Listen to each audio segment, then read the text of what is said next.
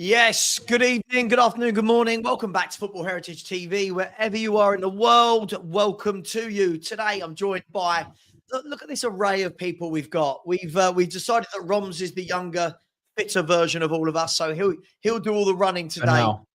And the rest of us can just be holding up the ball and bringing others into play.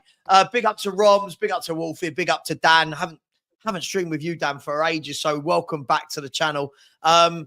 Before we do all the pleasantries, is everyone all right so we can crack on with football? Anyone got anything they want to really moan about in their life, or we just talk about football? Football probably would be my moan, but Romz, I'd say, with his little belly. I think my little cow. Yeah, Romz and his 26-year-old health problems that he hasn't got.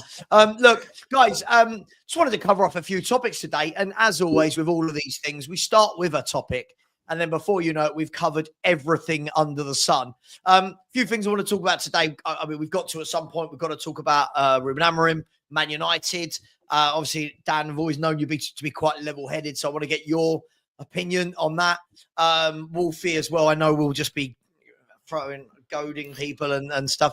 I want to talk about the potential of Harry Kane. There's a lot of talk about Harry Kane for when his release clause comes up in January next year that could be making a return to the Prem. Spurs fans getting very excited. That could be us. I can't understand for the life of me why he would ever want to return. So I want to get your take on that. And also I want to talk about Iraola. Everyone is talking about Iraola, talking about where he's going to get a job. I've seen Arsenal fans today saying they want Arteta out and they want Iraola in. I want him at Spurs. I'm sure everyone wants him. So we'll talk a little bit about that. Let me start with you, Dan, because we've not spoken for a while. A really weird Premier League season. I don't know why. It just feels like for so many reasons, there's no consistency. It just feels all very strange for many football clubs this season. I think the only consistent thing is our inconsistencies. We are so poor.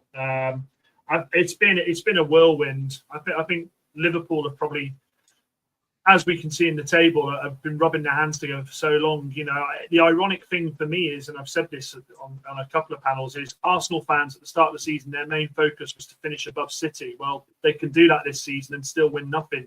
It's been a whirlwind season, and actually, I think it's been good to see teams like Forest. It's been good to see teams like Fulham. It's no pun there, Wolfie. It's been good to see teams like Bournemouth actually having that ability to push and do something in the league. So yeah, I mean, as a neutral fan, I'm enjoying it. As a United fan, it's heartbreaking. But like I said to you off stream, I think this has been needed at Manchester United for a long time, and I've also been one of the few United fans that have seen this coming for a long time. You can have all the cups mask over what has been atrocities at a football club, and it only lasts for so long until the chickens come home to roost. And boy, this season they have come home to roost. So I think Manchester United will go into the summer once they get through this horrific season, if we're still in the Prem. Judging by our form at the moment, I can't see where we pick a winner. But I think they'll go into this summer with their eyes more open than I think they've ever had before. We've got a lot of players that I think are on big contracts that are coming to the end of the time at the club. And I think the time for this superstar, this Galactico signing at Manchester United to try and buy our ways out of problems is coming to an end. So that's where I'm at with it.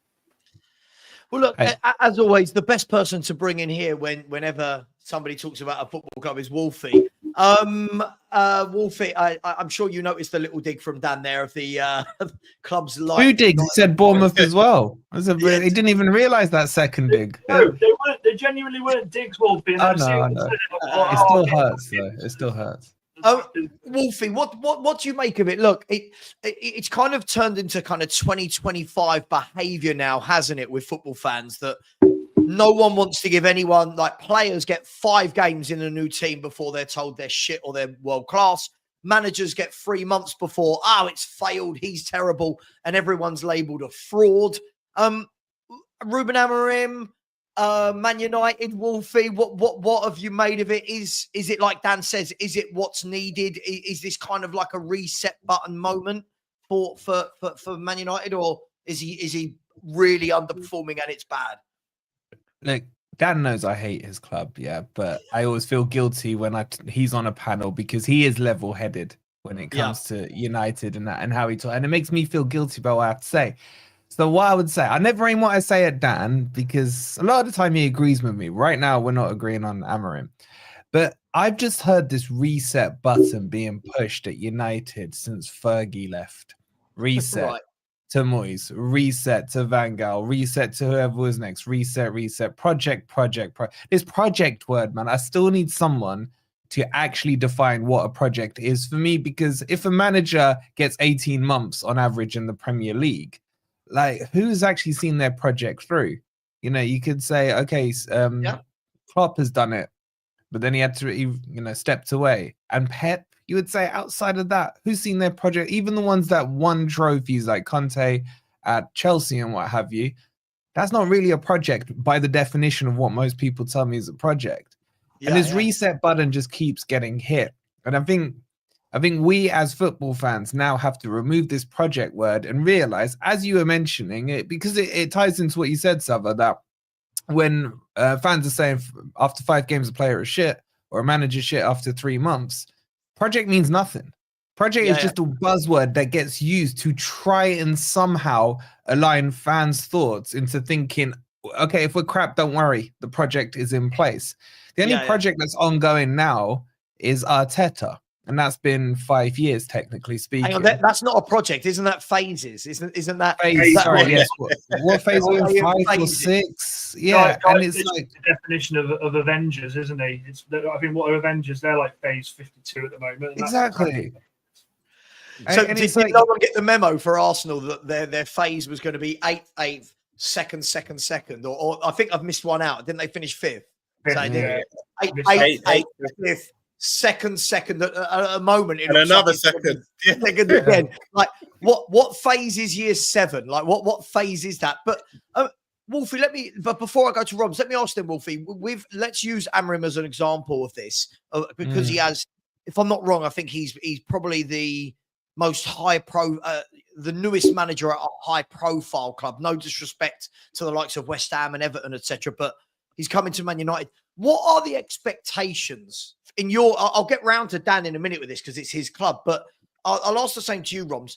Wolfie, when Amorim turns up, what do you think the short-term expectations are of, one, the club, the people that pay him, and then flip that to what's the expectation of the fans that more often than not keep people in a job? So are those expectations aligned, and what do you think they are? Look, I think the United fan base is a strange one, minus Dan and a couple of others. Because I think out of his backside. Just say they're weird. It's no, it's genuine. I've always said it to Dan, but I hate them, right? So, and what I don't get about United is there's always a narrative, and they all seem to stick to it. The fan base, for example, ended up being Ten Hag out, and it was Ten Hag was the issue. So when he comes in, I would expect the fan base to be, okay, steady the ship. That's your short-term target. Steady the ship, get us in and around the lower European spots, maybe win a trophy. You know, they should be getting to the Europa final, for example, and getting that. I know Dan don't think that, but that would be an expectation. I think that's sensible from a United fan.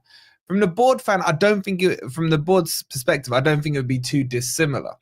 Where this has got unaligned now is that they haven't been performing on the pitch. He's absolutely doing an Ange in terms of his 3-4-3. I always say, if people are prepared to criticize Ange for his high line, why are we not hearing the same criticisms about the 3-4-3 with Amorim? Because Man United fans criticize it just as much as anyone. Sure, but Wolfie, doesn't that just let me interject there? Go.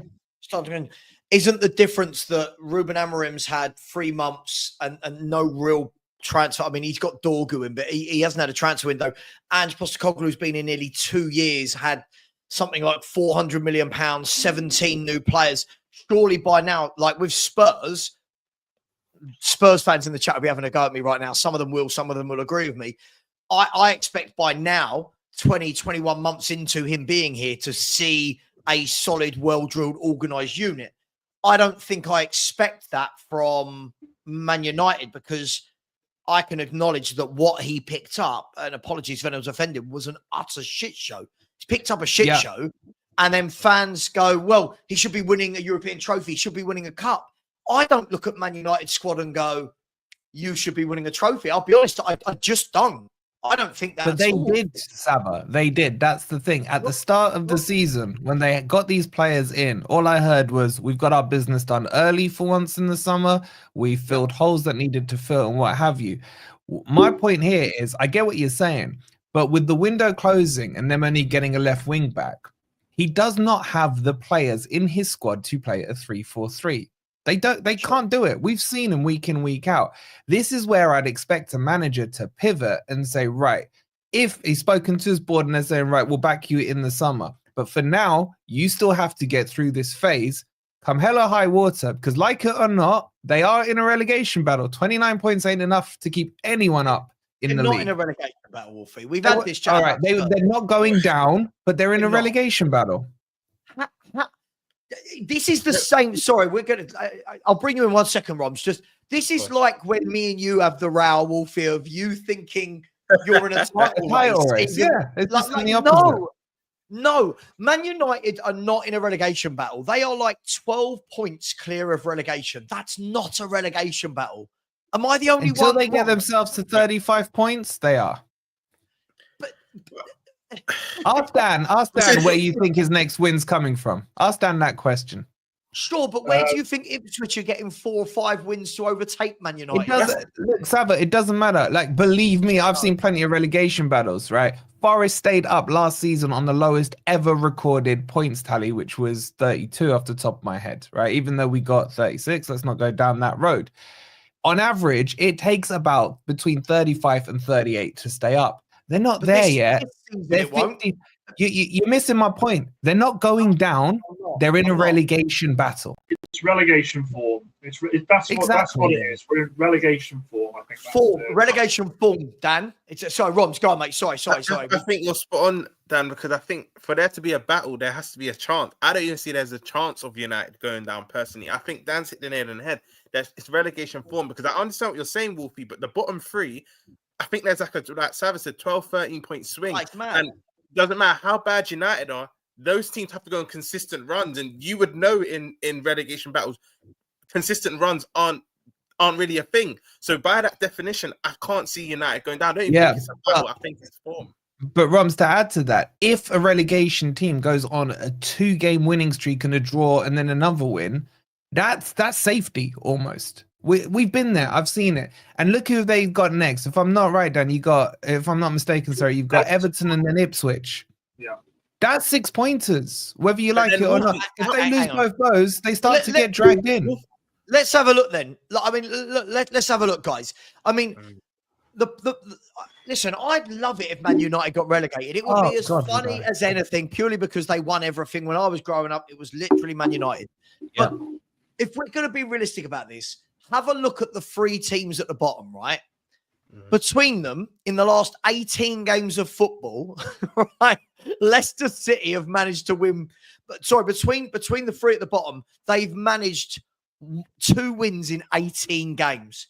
Like, so where is it, Wolfie, that you can see this run of 3 or 4 games they need to win? I haven't said they're going down. I've said they're in a relegation fight. Big difference. Yeah, I expect them to stay up. I pray every night they go down, but their form ain't great.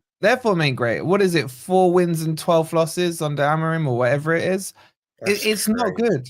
It's not good. And you think the margins are so fine? Had they lost to Southampton, had they not, beaten Man City, they'd be deep in the shit right now. They are on thin ice. If this was a season where you had a better bottom 3, I'd put you in this as well, Savva. So both Spurs and Man U would be thick in a relegation battle right now. Me out of this. We're having a go at him.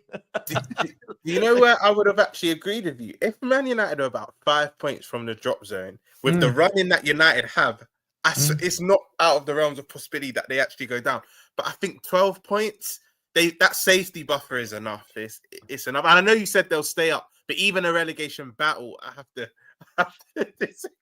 Their form's relegation form, their position. If someone like I don't know, let me think. Who would be around there? If a Crystal Palace was there, you could see Palace going on a slump. There's always a team traditionally in the Premier League who just drop like a stone towards this time of the season and get sucked into a relegation battle. And there tends to be one team that tries to break out. I mean, what are they called? Burnley last year went on a little, they were down and out, and then suddenly they grabbed a couple of points, I think, away at Everton. I can't remember which club it was. They got a couple of wins, and suddenly people are like, oh shit, they're only 3-4 points behind Forest. It happens. It happens. Man, you won't go down.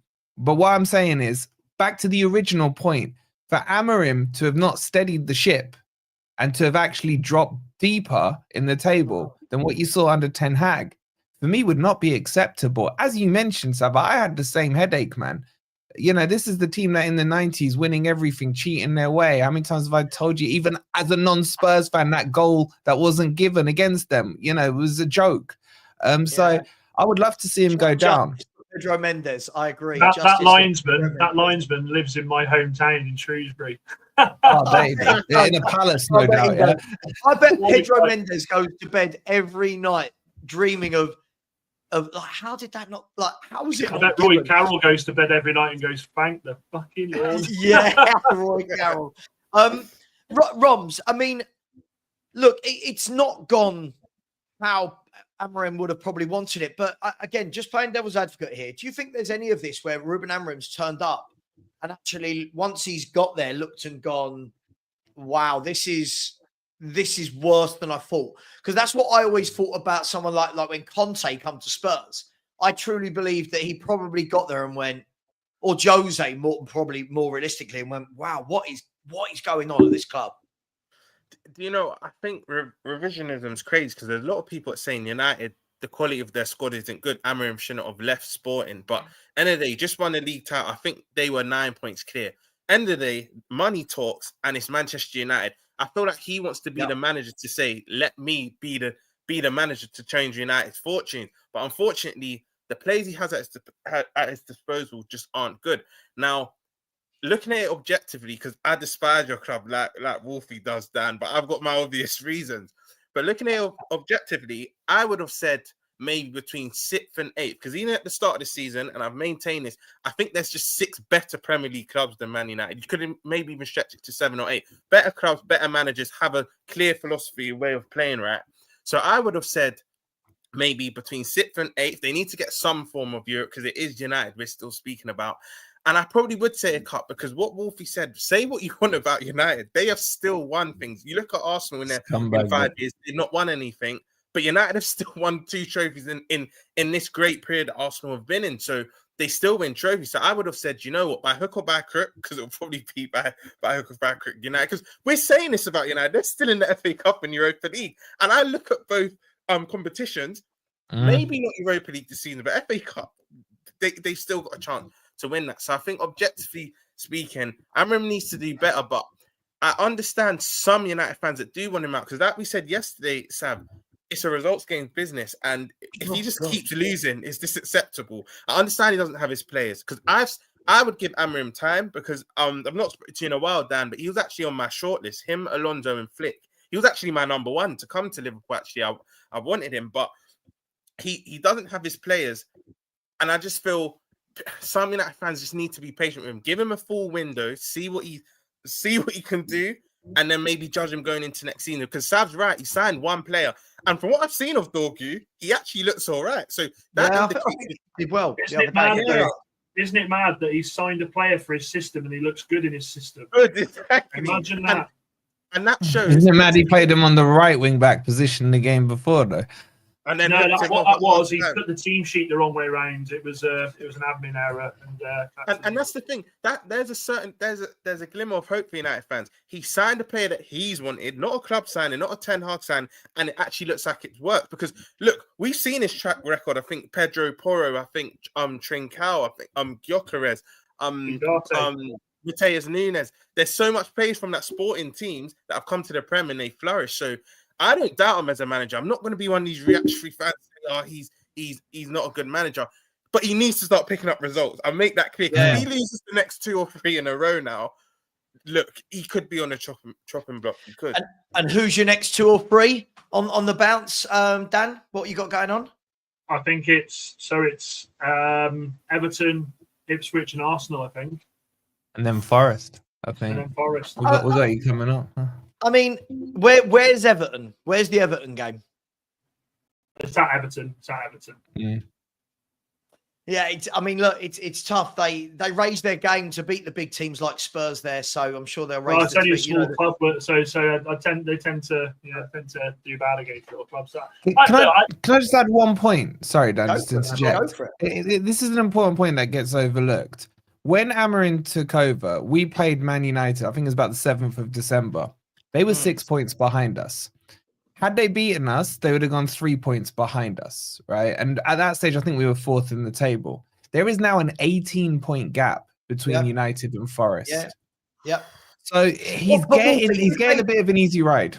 Sure, but when you say get a bit of an easy ride, like if they sacked him now, isn't that even more farcical than actually giving him the summer? Like if you sacked forget that it's Man United and Amorim. If a football club brings in a manager when did he join? Was it November, December? November. If a manager joins in November and then is sacked in February after, with brand new owners in terms of Ineos's capacity at Man United, doesn't that just put more heat on them rather than saying, you know what, we actually need to back this guy and see this through? Chelsea did it with Harry Potter, didn't they? Yeah, but Chelsea have always been a club for moving managers on very, very quickly. It's surely, if anything, Man United needs some stability. Now, listen, Dan, I'll ask you this question.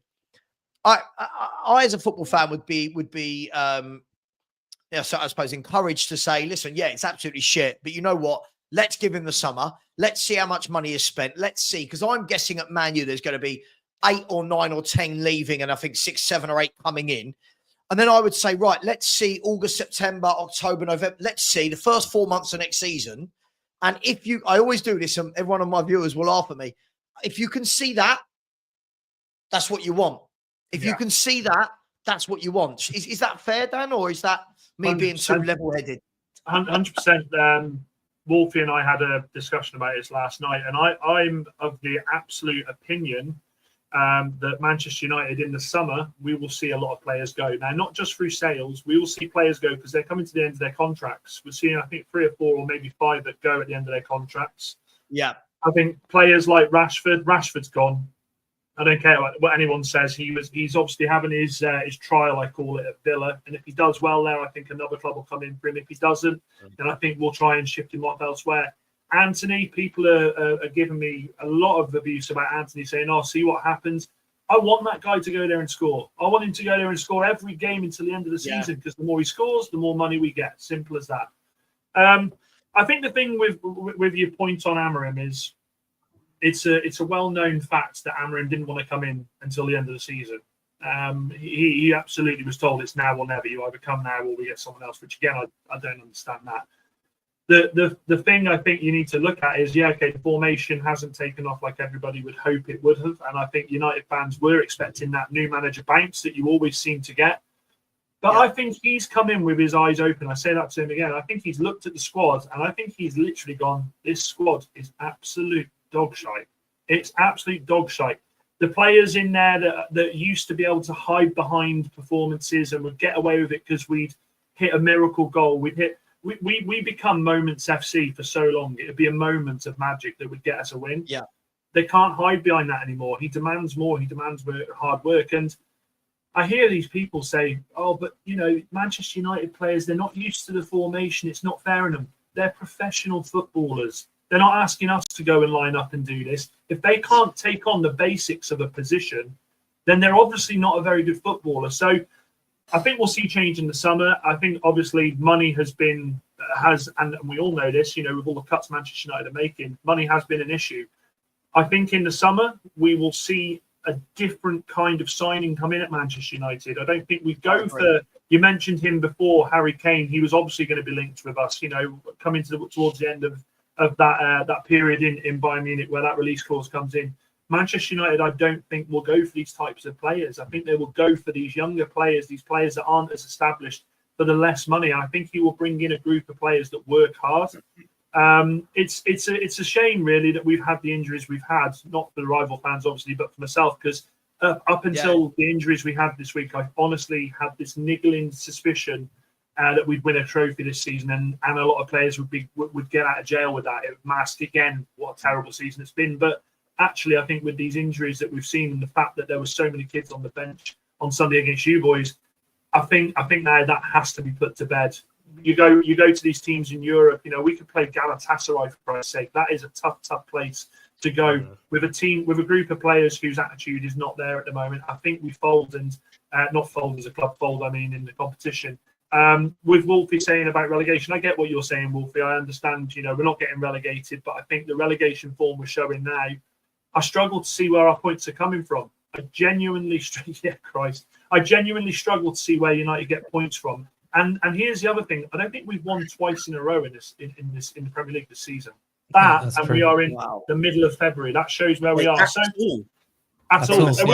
We've won like Europa League. Cup, but not back-to-back Premier League. In the Premier League, no. Premier League, and that in itself is unacceptable. Look, you've got. Just quickly before we wrap up the Man United piece. Look, you've got Everton away, Ipswich at home, Arsenal at home, Leicester away. It's interesting because normally you would look at that and say, well, there's definitely 2 to 3 wins in there, and you could get 7 to 9 points. I'm kind of looking at the Arsenal game as being the really tough one. But at the moment, it doesn't sound like you're too confident even going in against Leicester, going in against Ipswich, going in against Everton. Savva, I wasn't confident when we got the results again. And Wolfie's been on panels with me. When we got the results away at City, when we got the result at Liverpool, I didn't sit there and go, right, that's it. We're back now. I knew the inconsistencies would be there. And Amorim called it out, to be fair to him, after those games. He said, why aren't we doing this consistently? Why can't the players get themselves up and be at that level for those games? So I think that's his job, isn't it, Dan? It is. But you can only do so much with the players, though, Wolfie. You can only you can only give so much to the players. They have to be accountable. And I tell you something, I'll finish on this. For so many years, these Manchester United players have got away with it because managers have come, they've gone, they've come, they've gone. Managers have come, they've had their new bounce, they've got onto it for 6-7 months, looked decent. It's gone to shit the season after. Now, for the first time, Manchester United fans are doing what they should have done years ago, and that said that these players are not good enough. They think they are. They're on superstar salaries, but they play like League Two players, and that is being disrespectful to League Two players with some of them. You've seen the rumours knocking around now as well that the players aren't happy with this formation. Exactly, this comes out. I saw that come out this week. I've seen this Qatari story starting to come up again. It's Spin FC. Pogba. Pogba again. It's just like I literally when I get my phone and I read that, I go next. Do you know what? You're starting to sound, Dan, like how us Spurs fans have felt for decades. It's almost like you go, oh yeah, nonsense. Yeah. 100%. Guys, look, I want to move it on. I want to talk about Harold Edward Kane, better known as Harry Kane, the England captain. It's really weird because if I have this conversation purely with a Spurs panel, I feel like that the conversation, how it's going to go. He's our greatest ever goal scorer. It just, there is nothing that can be said. I want to know from you guys. One, this is going to be a real loaded question. One, what did you make of him leaving Spurs and choosing Bayern? Two, what do you make of all these rumours that I believe there's a release clause in January. I believe there's maybe there is. What do you make of these rumours about him wanting to come back to the Premier League? And three, how much do you rank him in terms of level? Like, is he very good? Is he world class? Why is he not one more? Like, talk to me about Harry Kane, guys. Anyone? Romz, do you want to go? With the Harry Kane situation, I can understand why he went to Bayern in the end. He feels an affinity with Spurs. He has a loyalty to Spurs. And I think he just wanted to go to a club where he's guaranteed to win things. The irony was he goes to a club for the first time, and I think in 50-odd years, they have their first trophy this season. But he's probably going to pick up But by the time that release clause, because I've seen the rumors about that release clause as well, apparently it's January 2026. If that is true, you'd assume he would have maybe a few trophies wrapped under his belt at that time.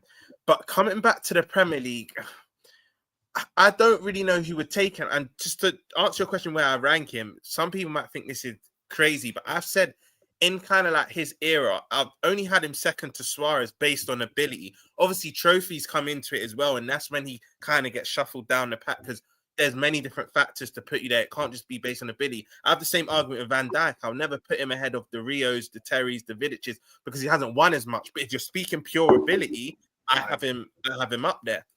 But I just think with Kane, with the Spurs stuff, and I understand why you're going to ask us, Savva, because if you have it with Spurs fans, there's too much sentiment. They'll just say, "Yeah, we'll have him back." But I think logically, Romz, you know me. I like to remove my Spurs hat when I'm talking about football because I find this will offend many people. I don't really care. I find too many debates and panel shows. It's too biased. Like sometimes you want a football conversation, and like there's this guy who supports Forest who comes on here every. Oh, hang on, he's on this panel right now. People like that, they can't see past their club. So just interested to know with the Harry Kane situation. Because I was just thinking, with the way he plays, right, and how he's had to adapt his game. Because if we're being honest, he's never really had mad pace. He wasn't slow, but you don't associate Harry Kane with, he's about to sprint past 2 or 3 players and finish it, right? I think the way he's adapted his game, because we're not in this FIFA headspace where the minute you hit 30, you're just done as a player. Because I think by January you'll be 34, 35. I don't know his exact age. No, he's 31. He'll be 32 in July. 32. What did I think he was mid? Because he looks like he's about 34. He looks old. He looks mid 30. You know what, Seth? I'm actually going to read it back now. I don't want to sound like a toxic positive Spurs fan, but I think it would be smart for you to maybe bring him back then because Solanke's obviously going to be your main 9 for years to come. There's a reason why you paid that fee for him. I think he's on a 4 or 5 year contract. Correct me if I'm wrong, but I think maybe Kane, and you never know. I don't think Ange will be at if he was to activate that release clause. I can't see Ange being there for that long anyway. You might have a manager that comes in. You might have a manager that comes in that adopts a new formation that can accommodate Kane and Solanke, but I won't really blame Spurs. I thought he was older. You lot have just put me out my misery. I thought he was around 34, 35. The way he plays, I think players like Harry Kane, they age right like fine wine. I don't think you'll see him kind of decline until maybe 36, 37.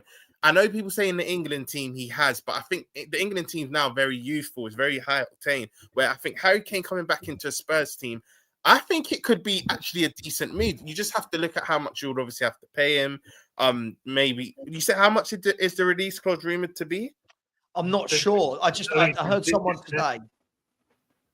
How much? 50. Sorry, yeah, I think it's like 50. 57 or something like that, isn't it? I'm pretty sure it's 57. Let me have a look. 61. If anyone in the chat can find this out for us, that'd be brilliant. Kane. I can't see Spurs paying for someone that they let go 57 million again. And you know what, Dan, you just mentioned about United. I think you've gone away from the big marquee signs. I think you're going to adopt that kind of Brighton remit where unknown entities coming in, Amorim improves them. So I'm kind of looking at where does Kane really go? And 67 million is his euros or pounds? Yeah, euros or pounds. Pounds is what I'm 66.5 million pounds. I've got that from 3 or 4 different sources. Do you know what? 66.5. The teams in the Prem, the only teams I can see paying that is a Chelsea. I would have said United if this is 5 years ago, but I genuinely believe you've moved away from that. A Chelsea. I know there was these Arsenal rumours. I can't see him doing that. And if he was to, we already know what happened with this whole Campbell stuff. Yeah. I would have said my club. I would have said my club because we kind of paid that figure. We're going to sell Nunes and we paid more. What Kane's release clause is, we paid more for Nunes. But by then, we're probably going to replace our 9s this summer. So maybe he goes to another country. Maybe he'll just want a new challenge. He might even not come back to the Prem. But I think when I'd weigh up the options, maybe only Spurs and Chelsea I can see him going back to. Yeah. No. I disagree with that. I don't. Sorry, I don't disagree. I agree. He comes back to the Premier League because I think he's got. It'd be a fool not to have that record in his head. That Premier League record, man, that has stood for so long. And I actually, Sue Smith I think Sue put something on the page a second ago, and I've said this for so long. Harry Kane reminds me so much of Teddy Sheringham in the sense of the way that Teddy Sheringham changed his game as he got older was still so effectual. I think Harry Kane, providing he doesn't have that horrific injury, could go for a few, maybe 4 or 5 years yet easily. I love him. I would have him at United in a heartbeat if it wasn't for the fact that it would go against everything I've just said now. I think the guy's a goal scorer. His record proves it. Savva, this isn't a dig, but, obviously when you were great, he was scoring goals. When you weren't so great, he was still scoring goals. He brings people into the attack. I love him. As a striker, I think he gets so much hate from England fans, and I can't for the life of me understand why. I love him, and I would love to see him back at the Prem. I'd love to see him at United, but I don't see us being the sort of striker that comes to our club. I think he does go somewhere like Chelsea. I think he's made to go to Chelsea. I honestly do. I think Chelsea are crying out for that striker that can just put the ball in the back of the net. How many goals has he offered? I mean, look, if my maths works, that's 40. He's 47 goals behind Alan Shearer. He's going to be 32 in July. Now, if I'm not wrong, that release clause, again, if anyone in the chat can find this out for me, I think that release clause is for January next year. So he'll be coming up to 33 by the time he gets back to the Premier League. Is 47 goals do? I mean, you're looking at then two really good seasons at the age of 33 to be banging in goals. Three and a half. Look at the striker he is. He's not like an Andy Cole that relies on pace, or Sergio Aguero or Thierry Henry. He is the definition of he can score from outside the box. He scores with his head. He scores with his left foot. I sound like Gary Neville doing that. He can score any type of goal. He is absolutely. I hate being linked to that. He is absolutely a goal scorer, and I think any team in the Premier League. I mean, Christ, I wouldn't bet against someone like Newcastle going and getting him. I genuinely wouldn't. If they lose Isak, if they lose Isak, I think he will go somewhere like that. These teams need goal scorers like that. They need them to function. He will come in, and I think 2 seasons at a minimum, he breaks that record. Yeah, I don't know with Kane. Like, I agree on one thing. He's never had pace, and pace is always the first thing to go. Therefore, it doesn't really impact his game. I haven't watched him much in the Bundesliga. I know he's banging him in there. But I just look at his time in, what was the last tour? Was it Euros or a World Cup? I can't even remember. He was coming too deep. He was trying too much. He looked like he needed a break. He shouldn't have really gone to that tournament, in my opinion. He'd had a long season before it. I wouldn't want him at Forest. I know he'll probably score goals. No, stop it. Why? You would roll out that red. You would put that shirt that's on the floor as a red carpet for that man. If you wouldn't want Harry Kane at the City Ground. Wolfie's the best. Wolfie's actually. We had this debate. We had it on your stream, on your charity stream. What you said. I would love to have heard what you said when Chris Wood was being signed for you. Oh, I was calling him Deadwood. There we go. Come on, man. He would fit, huh? Deadwood. Deadwood. I thought you said Jedwood. That's a good one. That's a good one. Yeah.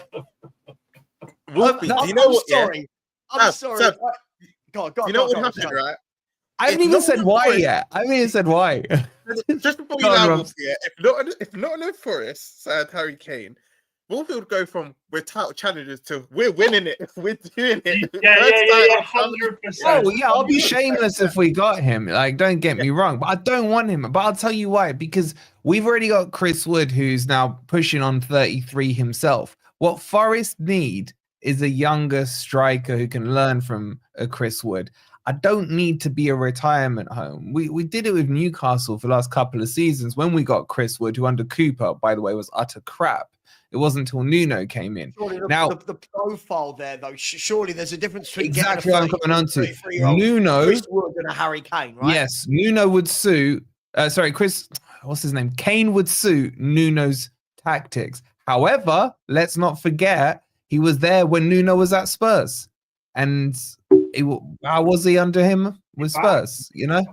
Yeah, but there's, again, the massive C word of context. You've got to remember that when Nuno came and took over Spurs, it was, hang on, Milan are going to score in the first minute. Milan have scored in 38 seconds. Santiago Jimenez against. Oh, it had to be him, didn't it? I would have loved him, by the way. 30 million euros. It was this close to Forest in the summer, man. Oh, Marmoush was close. This player's close.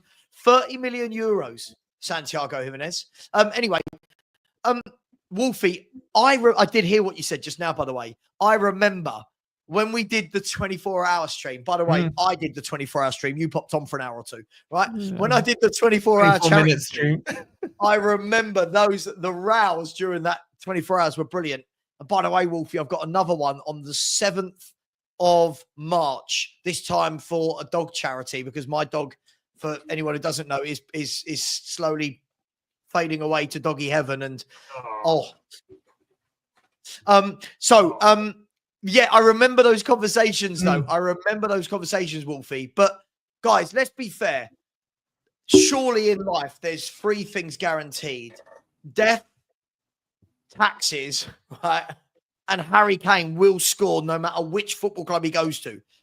I don't foresee any football club in the world where Harry Kane goes and we go, oh, he's not right for that. He is a predator. He's got. But look at the Ronaldo. Look at the Ronaldo scenario. Sorry to interrupt you. He went back to Man U. He was still a goal scorer. Ended up being hounded out. You know, there's still now. I'm not saying Harry Kane's arrogance is anything like Ronaldo's, but I think for me there isn't that respect shown. Yes, big up crypto, but I don't think there's that respect shown anymore. Like if you go back to, you know, when we were slightly younger boys, when a legend comes back to your club, they're treated with the respect. I would have thought Ronaldo when he went back to Man U, Rashford and all the likes of them would have been just following him around, trying to copy everything he did as a role model. That doesn't happen anymore. You know, you go back to the days when football was football, where you had to earn the right to even get into the changing room by cleaning the boots and everything like that. Can you imagine footballers doing this? So Harry Kane coming as a role model isn't going to happen in this modern age. And Harry Kane coming back at that age, 32 or 33, whatever it is a short-term fix. And I don't want short-term fixes. I would much rather have someone like Ferguson from Brighton, who's still young. You don't let me finish my sentence. I would need you to. Surely the sentence should have finished at Ferguson. You would want Harry Kane for 2 years rather than Evan Ferguson for 5 or 6. Surely. No, because again, you got to put it into context. Because Chris Wood is on form right now. Harry Kane coming in does not mean that Chris Wood goes straight onto the bench. Sure, it does. How's Kane? Yet, if you bring a younger person in who can learn off that senior player, or you'd like to think would, who can develop into it, that for me makes better sense.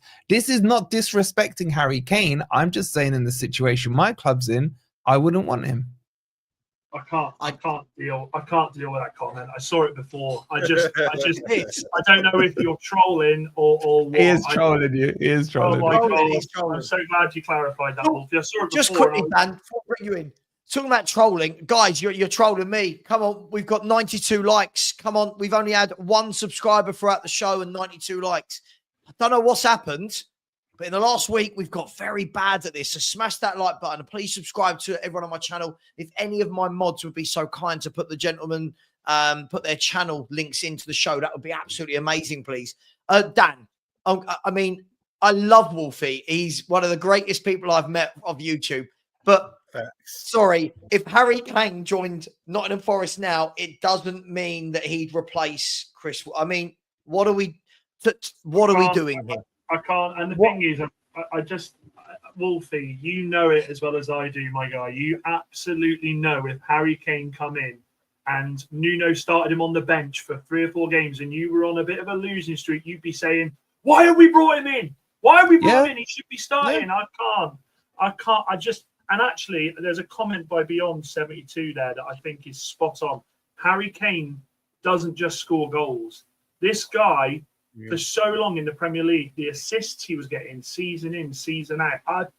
I think this guy could honestly go to any team. Wait. So how is it okay that you wouldn't take him at United? Savva, would you take him back at Spurs? No, Wolfie. I would take him. But what I'm saying is, if I was to say I'd take him now 100%. But I think the way that Manchester United have paid wages, that guy ain't coming for less than 200 grand a week. And I think more. No, but you were talking about how your new structure currently is and all that, trying to recruit younger into the Amorim system. He wouldn't work in an Amorim system. Well, of course he wouldn't.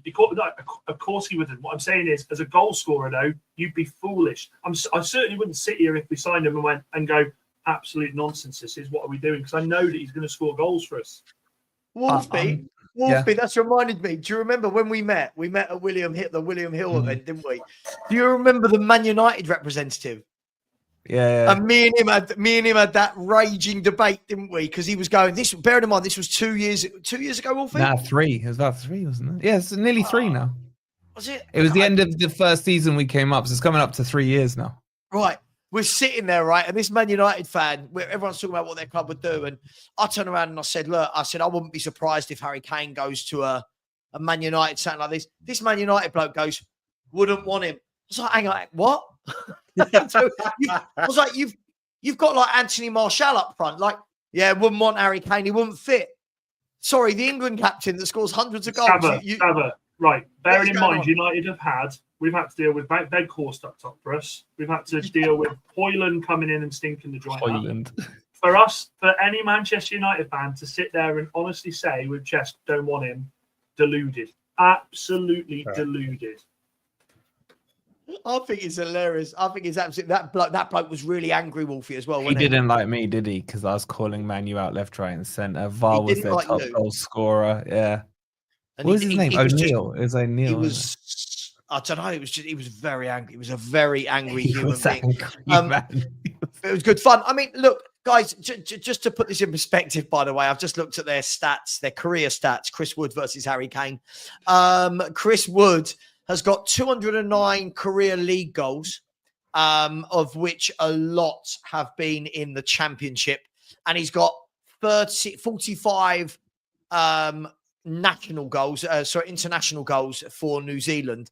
If I then look at Harry Kane's got 369 league goals playing for Bayern Munich and Tottenham Hotspur in top leagues. And he's got 69 England goals. So Harry Kane's got 440 goals. All right. So would you rather have Ronaldo or Harry Kane at Spurs? What now? If you had to pick, yeah. Hang on. So Ronaldo as in today, Saudi. Today, one of them walks through the door. Who would you pick? Harry Kane. I see what you just reeled me there. So read me out Ronaldo's stats versus Harry Kane's. Yes. Well, Ronaldo's nearly 50. Like, what are we doing here? What are you doing? Is the question. What are you? Hang on, Harry Kane's 31. Harry Kane's currently banging in goals in top leagues and top international tournaments and Champions League. You read the stats out to compare, man. I'm just saying, okay, compared to another player who's still playing, who has more than him, the stats mean nothing. You're missing my point. I'm talking about profile of a fit in my club. And we literally just went on around and said who would actually take him. And the shortlist was Chelsea and maybe Newcastle. Like, none of you sat here and said all 20 would be queuing up at the door. Here's one for you. I think every club in world football would take him. 67 million for a 33-year-old. Hang on. Apparently, it's 54 million next year. Apparently, it was 67 this year. I wouldn't pay 30. I wouldn't pay 30. For 54 million. Do you know why it's crazy for me? Do you know why it's crazy for me what you're saying? Because Chris Wood and Harry Kane are the same profile. Yes, but I agree. 10 times better. Stop it, Romz. I agree. Similar profile in terms of they're both not quick. They can both hold up. They can both finish. But Harry Kane can just do it 10, 20, 30 times better than Chris Wood. Yeah, and my wife looks like Margot Robbie. You know what I mean? They've got the same profile. They're both blonde. But that's my point, Romz. What we need at Forest is the next person who will take the mantle over from a Chris Wood for 3 to 5 years, something like that. Not a direct, not an improvement, but a like for like. You get what I'm saying? Like Chris Wood's 33. I'm not dissing Harry Kane. I'm not Harry Kane's biggest fan because my brother supports Spurs, so I never will be, right? But my point is, he is if you offered me Harry Kane and he was 28, then let's have a different discussion. But at 33, I've got a man who's scored more goals than Isak up front this season. If Chris Wood had gone on a run, let's just say Forest signed Harry Kane tomorrow, and Chris Wood had been scoring in the last 6 games in a row, would you drop him for Harry Kane? Yeah. Yeah, Harry Kane's superior at everything to Chris Wood. Of course you drop him. Can I ask you a question, Wolfie, about Chris Wood? How long do you think realistically Chris Wood can continue? Do you think this is a purple season? Because I know he scored a few towards the end of last season, but is this something that you're expecting to end this season, and you want the board to make sure they've got this young striker coming in now? Yeah, I think he goes on for 6 months into next season. I think he'll pick up injuries. He ain't young, man. I think he turned the Forest fans in the chat will tell you, he's either 32 or 33, I can't remember. And this is my point. We haven't got someone ready behind him, because if Chris Wood gets injured now, that's it. We have no goals. The majority of our goals are coming from him. You know, there's a stat I found out the other day, though, which was astonishing. He's off he's like no confidence, bro. He's never even fit, is he? Like he was not good in his fit. He broke his nose the other day, yeah. Would you take him, Romz? Would you take Harry Kane? What, right now? 100%. Right now, 100%. would you take Harry Kane? But I know what my club are like. We never really sign players 30 plus. So once Núñez and Jota leave, we'll get. But if you ask me, would I take him? Me, 100%, hypothetical, 100%. It's a no-brainer. But one thing I wanted to say about Chris Wood, which was astonishing, I'm not sure. I'm expecting Wolfie to know this stat. Every season he's been in the Prem, he's always hit double digits for goals. Yeah. You know, I found out the other day, and I was like, "That's impressive," because he played for the likes of Burnley. Yeah, you can't believe it. But he's always hit 10 or above. Exactly. Yeah. Honestly, he's played 14 last season, already 18 this season. He did it for Burnley as well. Burnley, yeah. He's got a cracking record in the Premier League. This is what I'm saying. And the bottom line is Harry Kane scoring goals does not equal trophies, as you guys well know at Spurs. Yeah, having one element of it does not bring trophies. Ronaldo going back to Man U, you probably won a trophy that year, I can't remember, but does not guarantee it. Well, there you go. You know, so this is what I'm saying. Just because someone can score, if you put Mbappe into Leicester's team tomorrow, are they going to win the league? Of course they're not. Right? Do they even improve? I doubt it, because he wouldn't get the service. So this is my point. I'm more about the long term in terms of Forest. We are doing well now. We've got to make hay while the sun shines, whatever the saying is. And we got to make sure we've got someone ready to come in after Chris Wood, because I am still scarred by Jesse Lingard. I don't want these has-beens that have been in football that suddenly turn up for a paycheck. I don't want them. I'm not interested in them. We just about got rid of Iriola, who was just stealing a living. Oh my God, what exactly. Bro, he got a promotion bonus for not even being in the squad. You know, and then a survival bonus and a contract extension off the back of it. That's he wasn't even in the squad. What did he make his name at again? Was it Burnley? Who's that? Brighton, wasn't it? Where was he? He had wasn't he with Houghton? Glenn, who's that?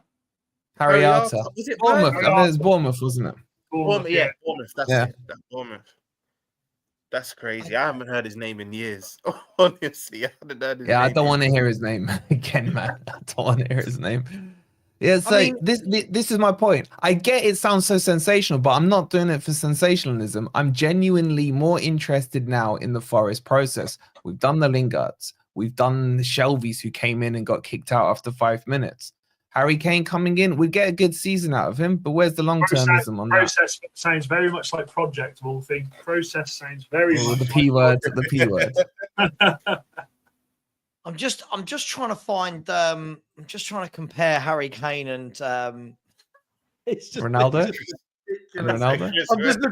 I'm looking at their Premier League, and Chris Wood, 252 appearances in the Premier League, 87 goals.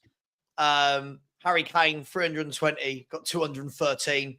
Chris Wood's got 10 assists in 250 games. Harry Kane's got 56. Apparently, Harry Kane's ended up with more trophies with all these goals and assists. Yeah, but Wolfie, you know, when people go to that argument, surely that's not what we're talking about here. Surely we're not talking about. It's exactly what I'm talking about. Haven't you just said Mbappe would go somewhere and wouldn't be able to change the whole team? Exactly. Yeah. One person to do it. Exactly. Can I ask another question then to round off the Harry Kane topic? And this is something that I love this debate when it gets going. Who's had the better career? Jamie Vardy, end of discussion. Or Harry Kane? It's got to be Vardy, and he's won a Premier League title. Yeah, he's won a Premier League and title. an FA Cup. Yeah. No. As the Spurs fans know, he always does this to them. Harry Kane can't do that to the Leicester fans. Because end of the day, you can score so many goals, be near the record, but end of the day, it's about this at the end. And I think Harry Kane would say that as well. I think Harry Kane would honestly say that as well. I think if you ask Harry Kane, would you swap your 200 goals just for that Premier League? I think he would. Romz, go a step further. Would you rather have Shearer's record or a Premier League title? Surely he says Premier League title. Premier League, yeah. Sure. So let me ask you a question then. So listen, I again, devil's advocate, because I think there's two ways of looking at this. I think who's the better player and all that kind of stuff. It's Harry Kane. Who at the moment has won more and has got more to cry about to their grandkids when they get older is going to be Jamie Vardy. What if, though, in this year and next year, Harry Kane wins 2 Bundesliga titles and a cup, maybe something in Europe? Does that then mean he's to pass it, or is the Premier League trophy the decider? I think it would always, it would always be, you have won trophies, but people would always say, yeah, but you never won the Premier League trophy. The Premier League's the Premier League, isn't it? You know, it's just special. Trust me, Sam, I suffer from that from my legend all the time in these debates with Gerard. So I know how it feels. Yeah, I know how it feels. Trust me. Hey, I'm normally there at the front of the queue. I'm normally there at the front of the queue with that one. Don't worry. Yeah, I just think it's interesting, isn't it? And you know, listen, I think, by the way, what a fabulous career Jamie Vardy's got. Jamie Vardy's had. His is a real Roy of the Rovers type story. But look, I mean, Harry Kane, for me, I'll be honest, and I think once he got to the stage where he realised Spurs were never, ever going to back somebody enough to actually win titles, I think that's where Harry Kane should have handed in a transfer request. He's almost been a victim of his own loyalty for too many years to Spurs. Now, as a Spurs fan, I never wanted him to leave. As a football fan, it was like, of course he's going to leave. Like, you know, he's going to leave. Sav, how much did you sell him for again?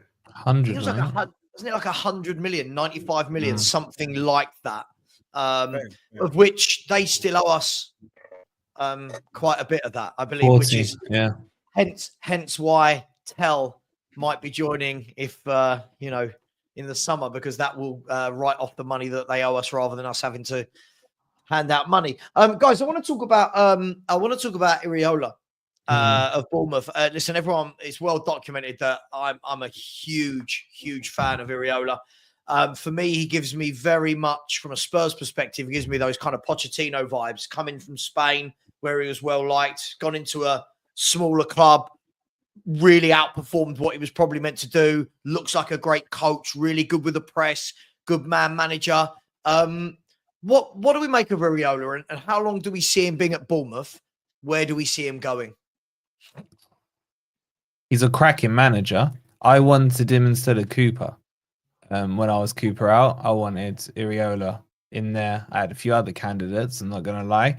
But I think he's bigger than Bournemouth. And I don't put them in the quote small clubs. I just put them as small club without quotes, because they are. So I think he's outgrown Bournemouth. He's bigger than Bournemouth, and he will probably leave in the summer. I don't know where to. It could be a Chelsea. It could be to Chelsea, because I feel like Maresca is on the ropes a little bit. Chelsea can be trigger happy. And I actually think that wouldn't be a bad appointment, because I look at Liverpool, you're not getting rid of Slot. Arteta, if he doesn't win anything, should go, in my opinion, but I can't see it.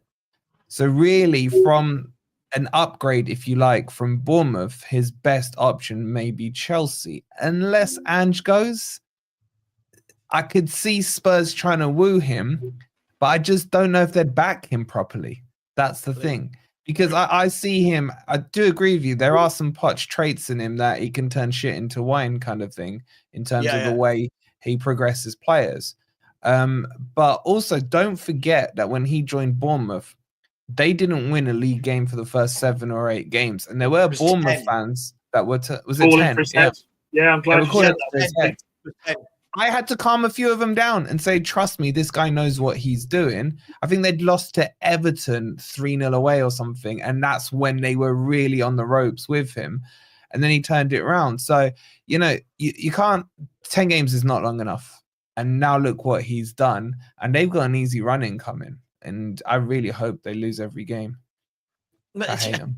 I mean, it's interesting, isn't it, Romz? I mean, when you look at Iraola, his team just look, and apologies for all the people that watch me regularly. I say this all the time. It's my biggest bugbear of Hans Postecoglou is that he's not a coach. He can't drill a team. There's no, there's no kind of patterns in midfield. There's no synergy between the wide men, and there's no triangles at the back. There's no, we're not drilled. You watch Bournemouth, no matter who plays, it doesn't matter whether they've got injuries. They just slot in seamlessly, and they're good on the eye. They work hard. They've got, if I'm not wrong, aren't there 2 centre backs? One is 19 and one is 21. Yeah. Like, what a good coach, Romz. When do you see him going? Do you feel he'll stay at Bournemouth, or do you think there's going to be clubs coming a call in this summer? I actually said it around the autumn period. I believe, because I didn't think Andrew would last this long. Honestly, I didn't believe Andrew would last this long. But I said he'll end up at Spurs even in about October, September times, because I think money talks. I think Andrew's one of the highest paid in the league, isn't he? I think he's in the top. Andrew's on 5 million a year, and Iraola's on 1 million a year. So we can definitely compensate him. To say. Exactly, and I think he'll go to Spurs again. Would he be backed? That's another question. But like we were speaking about, coaches can coach and coaches can adapt. This is why I understand. I don't want to bring it back to United, why some fans don't have sympathy for Amorim, because you might not have your own players, but you have to adapt. I've always said with Ange as well, your system with Ange playing this high line persistently.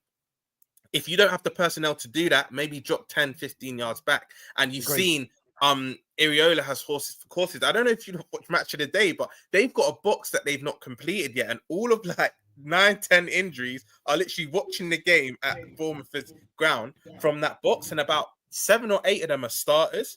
And he's like, you know what? I might not have my team, but it's like they even look even better. Even their striker, Ivan Nilsson, that got injured, they look more fluent without that 9. He's made them even better without that focal point. I think he's an amazing coach, and I do think in the summer he does go to Spurs. I think Chelsea actually just hold on to Maresca. We don't need a coach. Arteta gets rewarded for failure, so even if Arsenal don't win anything, I think Arteta stays. True. So we won't need anyone. I think Amorim will stay at United as well. Eddie Howe will keep his place at Newcastle. I think Carabao Cup final potentially could win it and finishing in the top 6, 7, keeping his job. I'm looking at all the big clubs. The only step up from where he is and a club that will probably need a coach is Spurs. So yeah, I'll stick with what I've said from about October. I feel like Spurs are more like a Thomas Frank will end up at Spurs. Can Do I you know ask what I mean? a question? I think Frank goes abroad. You're like me, you're not just your club, you're a football fan. Yeah. Do you not look at Iraola as a football fan and think going to Spurs could potentially ruin him, judging by the ownership and how that they are absolutely they're hung out stride these managers? Because it's the same argument can be said for Amorim at United. If it doesn't work out there, we've essentially ruined this young manager that everyone has said is top. Do you know what I'm saying? Do you know what? Look, Romz, go on. You go first. Just before you go, Sam, I just feel modern day managers have this thing where they want to be the hero. I want to be the guy to say that I've turned this club around. Arrogance. And I can see arrogance. I can see. But we both had a serial winner at our clubs, and he hasn't been able to turn it around. And that That's hasn't Jose worked. Mourinho. And this guy comes with the biggest chest. This is the Jordan of chests. Okay, with this guy. I just did win you 2 trophies in one season, didn't he? No, he did, absolutely. But after that, the owners completely hung him out to dry, much like your owners did exactly the same. I understand that. I understand that, Dan, but I just still think he's still going to have that self belief that he can still do it. I think because if you don't, why are you a man? Why are you in this game? Is that not anyway? is that not what Amorim's being accused of at the moment? Having that Yeah. self belief, not True. Do you know how I put it, Dan? Do you know I put it like this when I always get asked this question. First and foremost, I always hear that managers go to Spurs and it ruins them. I mean, if we really look at it, like for example, people said, "Oh, well, Poch wasn't backed." Going to Spurs put Poch in the frame for the PSG and Chelsea job. Like if we're going to be brutally honest, he didn't win anything at Spurs, but the work he done, got him that reputation. And I think people realised then that it was, well, okay, he's not won at Spurs, but it's Spurs. You know what I mean? Like Maybe a stepping stone. It's Tottenham. But Romz, this is the thing for me. I think sometimes we forget, I always talk about this. I always talk about the food chain with players. Like we always say, players want to move because that club's better than this club. Managers are the same. And don't get me wrong, this season, Bournemouth have pissed all over us. But if we keep it sensible and in the grand scheme of things, Tottenham Hotspur are a much bigger football club than Bournemouth. Yeah. We've got much bigger facilities, much more money. We'll be able to give their manager, we could pay him 10, 15 million if we needed to, right? For me, I think it's a little bit of what Romz said and a little bit of what I've said. I don't think he's going to be coming to a Tottenham Hotspur and going, we're going to win the league.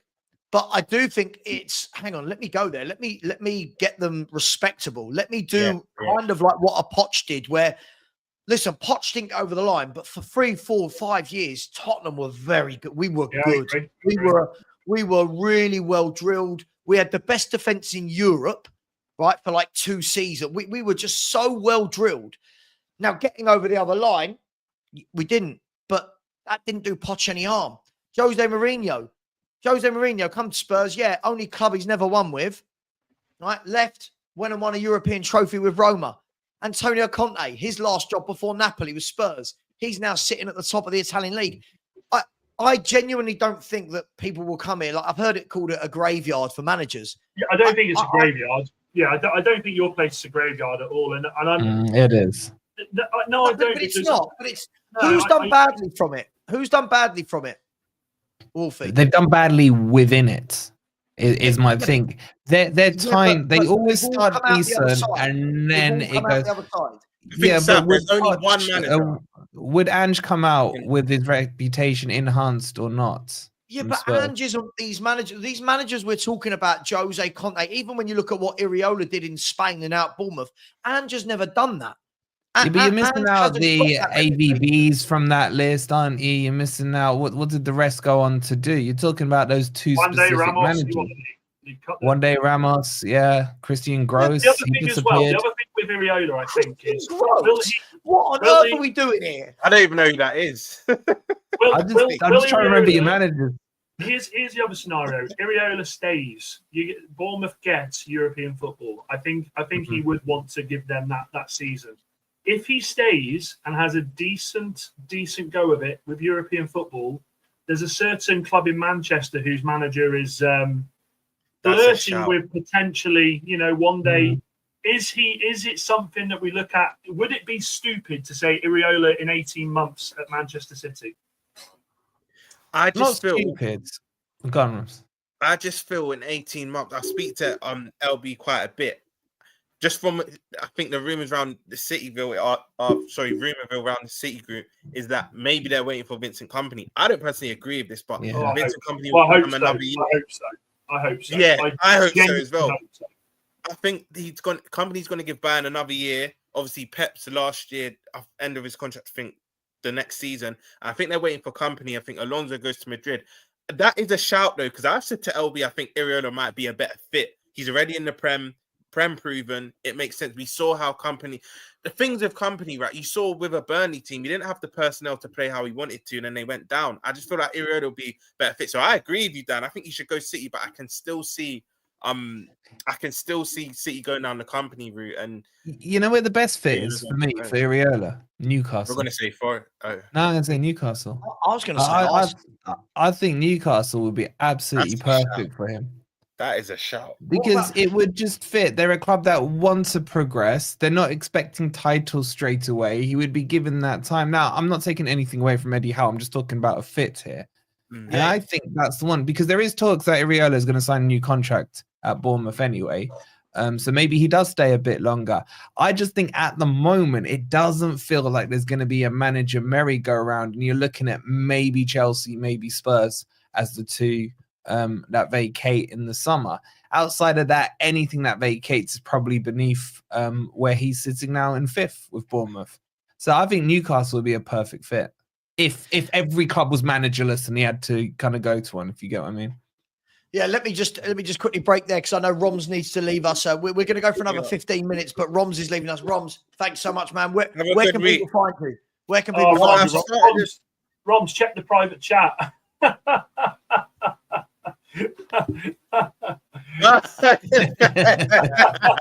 Thank you. I've started a channel with me and my mates. It's called Football Verbal. So we drop a podcast once a week on there. So if you literally just type in football and verbal together, that's the channel. So you'll see us once a week. We just talk all things football, really. Some fun challenges will be coming up. We'll do some stuff like that. But yeah, just started. So is it the F in white and the blue and the V in blue? Yeah, that one. Yeah. All right. I mean, guys and girls, I'm going to put the link to Romz's channel. Romz, I've always loved working with you, man. Such a nice guy in this community. Have a good week. Big up to you, man. Thank you very much. Romz, so I've put this link in if you want to hear some more of Romz. But just quickly before we move on, we've got about 12 minutes left, and then I will be live later tonight on Big Up. We're looking at all the scores across Europe and across the UK tonight. Big up to A User. I love A User. A User said, breaking, Mason is considering the Swansea hot seat. Is this true? And if it is, fair play to him. I want to see let him, you know what I mean? He's been number 2 at Spurs now, or in and around the coaching team at Spurs for so long. Go and take a manager's job. But thank you very much for that, user. I really appreciate that. And then Crypto has said, Wood in his prime now is better prime cancer. You Forest fans. I speak for all of us when I say I really hope you miss out on Europe this year. I really hope you drop down that table. Wolfie, that's definitely your channel. You're definitely just spamming the chat, mate. He's one of mine. I wouldn't unleash him on here, man. You guys would kill him after about 2 minutes. And thank you. We had 4 new subscribers throughout the show. If anyone else would like to subscribe, please do. It would be very, very much appreciated. We're chasing down 17,000, so that would be amazing. And just wait until tomorrow when I drop a video entitled something like Forest fan would rather Wood than Harry Kane. Let's see how my viewers take to that. That'll be brilliant, and I am doing it, Wolfie.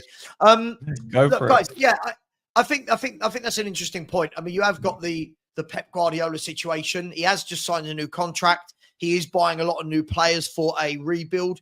And you've got him, Arteta. How much longer can Arteta go on not winning anything? If they don't win anything this year, I can't see them winning the Champions League. If they don't win the Premier League, which I can't see either, how many years do you just sit there and say, just keep going? I'm not saying he's not done a good job, but he's not done a winning job. So surely there will be big jobs coming up at some point, lads. Chelsea, that job's available every 6 months. Tottenham, we're available every 18 months. So I just don't feel it's that space. I think Ange's got until the Europa League until he gets himself knocked out. You shut up, Mark, man. Don't you get me started on him. I think Ange's got till the Europa League. Arteta will get another year because Arsenal have lost their standards from prime Wenger times. Your boys, Dan, he's still going to be there next season. As long as you don't get relegated, I can't see him leaving or being sacked. I just think the only questionable one really is Chelsea. And Ange, if he gets far enough in Europa, like would getting to the final and losing there be sufficient to say progress in Levy's eyes? I know it wouldn't be in some Spurs fans' eyes, but I just don't think the merry-go-round is going to be that crazy because there's been a lot of compensation paid out for these managers just this season a lot. And that now impacts PSR. And with PSR rules not changing, I don't think they want to, add some zeros onto those numbers. Do you not think, guys, that, when you said there about managers that have signed new contracts, and we're talking about Iraola signing a new contract, do you not think a lot of these contracts are purely signed for the benefit of both? So, i.e., it's almost like they can, I don't know this for sure, but Bournemouth can turn around to Iraola and say, hey, sign a new 3-4 year contract. We're going to up you from 1 million to 3 million a year. And what that means for us is we can warn off any suitors by saying, well, hang on, if you want him, we want 10 million. Do you know what I mean? Like, do you think there's more of that than actually clubs believing managers are going to see out these 4 or 5 year contracts? Contracts are worth nothing nowadays. We know this with footballers, with managers alike. So I agree with you, Savva. Completely agree with that. Yeah. I think if I'm not mistaken, one thing Levy got right, or at least the concept was right, was with Harry Redknapp. Wasn't he on like a rolling 12 to 18 month contract that auto renewed or something like that? Back then, I seem to remember something like that. I seem to remember something like that. Give me him back any day of the week, by the way. Yeah, but the reason I bring that up, mate, is because like when you look at, say, our last manager, Steve Cooper, when he was about to get sacked, or the rumors were he was getting sacked, he got given, I think, a 2.5 year new deal. A year later, he was sacked. So these contracts, although from that side of it, what you're talking about the club gets compensation if a manager's hijacked, you're also screwing yourself over if you want to sack the manager because you're giving them out a bigger payout. Of course. Do you know what I mean? And that's why that Levy thing that he did with Harry Redknapp kind of logically made sense, is that we'll keep rolling it, but if I sack you, you're not getting a huge payout. The problem is, Wolfie, the managers that normally get the new contract extension will be like an Iraola because Bournemouth don't want to let him go. You don't often give a contract extension to someone you're thinking about sacking. Pep's always Pep could have lost 38 games this season and would have still been given a new contract. Like, he's got that so much in the bank, it doesn't matter, right?